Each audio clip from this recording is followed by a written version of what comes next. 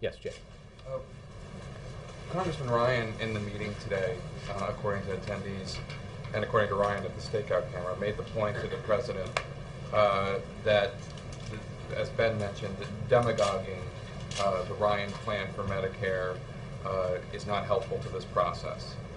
And while I understand the president doesn't believe that he has done so, does he think that the Democratic Party has done so? Has he seen the ads showing a Paul Ryan lookalike pushing grandma off a cliff? Has he seen any of these ways Democrats are using the Ryan plan to win elections and score political points? And does he have any issue with that? Well, I don't know what ads he may or may not have seen, Jake. What I will say is that the substantive differences over Medicare are real, and the facts about whatever you call the system that is in the House Republican proposal, premium support or privatization or voucherization of the program, it has the impact of shifting the cost burden for ever-growing medical costs onto beneficiaries in large numbers, $6,400 per senior. That's just an inescapable fact. And our argument is you don't need to do that. You can find savings in Medicare and entitlements, as the President has already, through the Affordable Care Act, and as he has proposed further in his future-oriented proposal.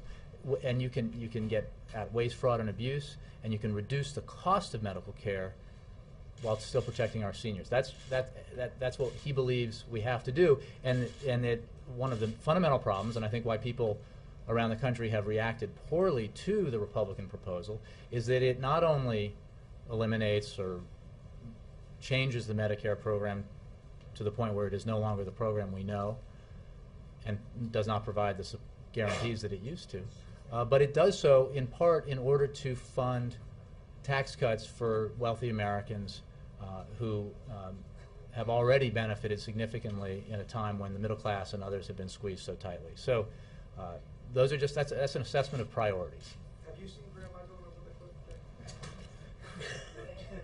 cliff? I haven't, no. Is that type? I understand that there is a philosophical, legitimate philosophical difference that the president has. The president fundamentally believes that it does not, that we need a bipartisan solution, that we need to work together and find common ground. So does his party running ads showing Paul Ryan pushing grandma over a cliff help that bipartisan process?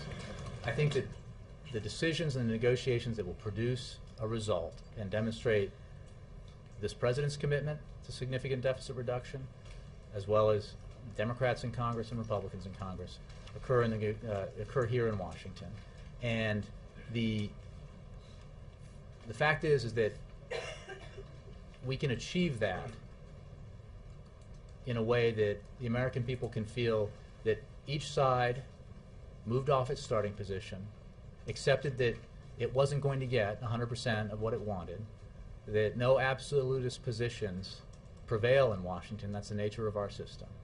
And he feels that he has demonstrated his commitment to that, his commitment to taking positions that often are at odds with members of his own party repeatedly. And he's been willing to do that in the past, and he's willing to do that in the future because he's committed to finding solutions that work for the American people. So should the Democratic Party stop running Jake, but you haven't answered the question. You've said that the president is conducting himself in an appropriate way, but you haven't addressed the question of whether or not his party is. If you're asking if there's been a negative reaction to aspects of the Republican plan, I think it's because of the incontrovertible facts about what's in the plan.